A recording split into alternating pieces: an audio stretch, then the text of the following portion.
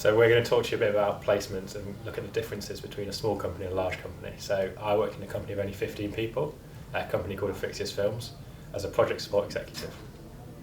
Yeah, so I'm Sophie, I'm one of the placement ambassadors, and I worked for Amazon, which is obviously quite a large company, and I worked as a HR assistant based in one of their warehouses. So what was the application process like for your role? Yeah, so I definitely think with large companies they've got a lot more stages to it. So I think I applied to Amazon in the January, and then I don't think I got accepted till the March time. So obviously that's quite a drawn out process. But I think compared to a lot of large companies, that's relatively short.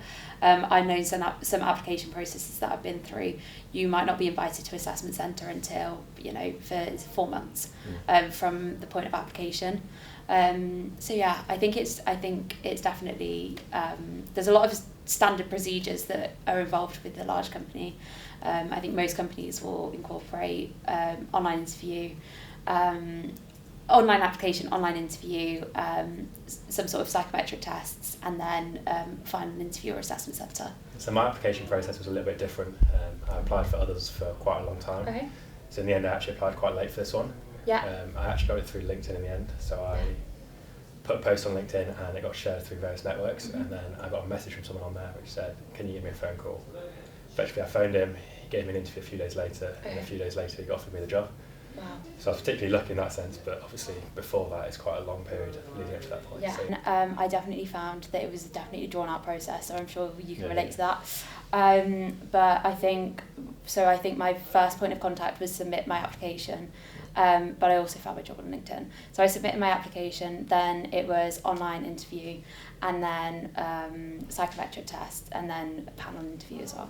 So mine was obviously a lot shorter. Yes, so I guess the main difference there is that the number of processes that you went through is less. Yeah. So what was the workplace culture like where you worked? Yeah, so obviously going into a company of only 15 people, Yeah. so it was already such a tight-knit group of people. Mm-hmm. And with the nature of it going from post-production to production and like the interchange between them, it's very much strong connections between them all. So I was directly linked to my manager, who's the owner of the whole company. So I was instantly put under him, and no one else was kind of under him other than everyone else. So it was a very tight-knit group of people, and I had to fit in very quickly, basically. But because of that, they welcomed me massively. And because half the team are out all the time on shoots and half the team were in the office, and I was kind of in a bit of both, it was kind of important to get close with both. Yeah. So the culture is quite relaxed. The whole idea of it is very laid back. They work hard, but they enjoy their work because it's quite a fun industry. So I guess you've got to enjoy your job, otherwise you're not going to be there. So it's very much be proactive, be involved, and they'll welcome you with open arms. So yeah, I really enjoyed the culture there. What about you? My time at Amazon, there are still people that I didn't really know, and I think one of the other differences is the teams were always changing.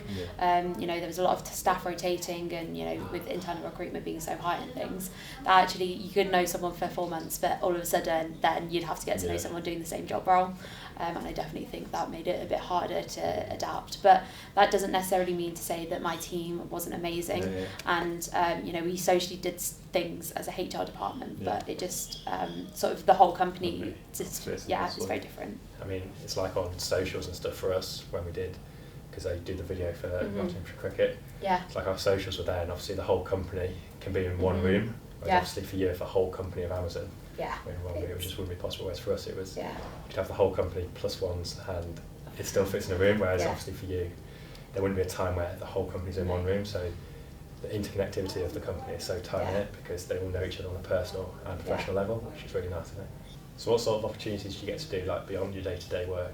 Yeah, so for my job, it was quite unstructured in some ways, and one of the things that I worked quite closely with was diversity, equity and inclusion, which is obviously a growing trend within companies, and this meant that I had to attend all sorts of calls with various stakeholders, and eventually had to present my findings as well as the impact that I wanted to have on my site, which was a warehouse based in Coventry. And I think outside of that, I also had the opportunity to deliver training to a different site.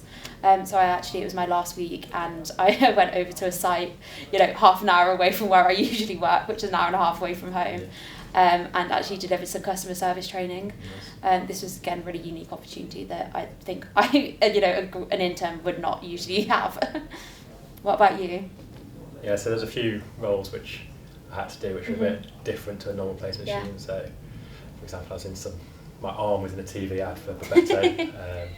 I also was responsible for applying for awards. So all the educational film awards, the big ones across the country, I was responsible for kind of putting my name and putting the company's name towards them. Cool. There was a lot of work to research them, research deadlines. How did you find it? Yeah, there was times where it was hard because obviously there's loads of deadlines and a lot of them needed writing about certain projects, and a lot of them were from before I started, so it's finding out who worked on those projects, getting the information from that, and just gathering people's information when schedules from others are so busy. So it's kind of just balancing the time of their time with when I need to get it done for, which coming into a new company, almost pressuring people for answers. Yeah. It's kind of a daunting task to start with, but I guess once people trust you and then you're not doing it just to hound them, it's kind of like they'll give you the information more freely and happily. Yeah. Again, I definitely feel there's the similarities there with some of the projects that I worked on as well. So yeah. So how does your placement year kind of shape where you go to after you graduate? Yeah, definitely. I think my experience at Amazon definitely taught me so much. One, about the function of HR and sort of how that looks like and how I want that to shape what I do in the future.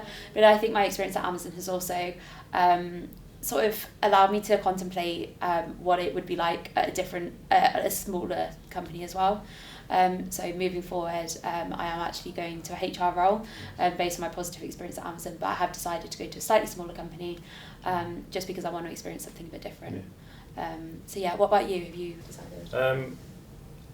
So for me it's a bit different because obviously working in a small company it taught me a lot about which areas, and obviously because it was so rotation it taught me what areas I do like and what I don't like, which I think is really beneficial because even if you go on a placement not knowing what you want to do, I think it's really useful to be able to work it out almost, and with these rotational ones it's great to know that.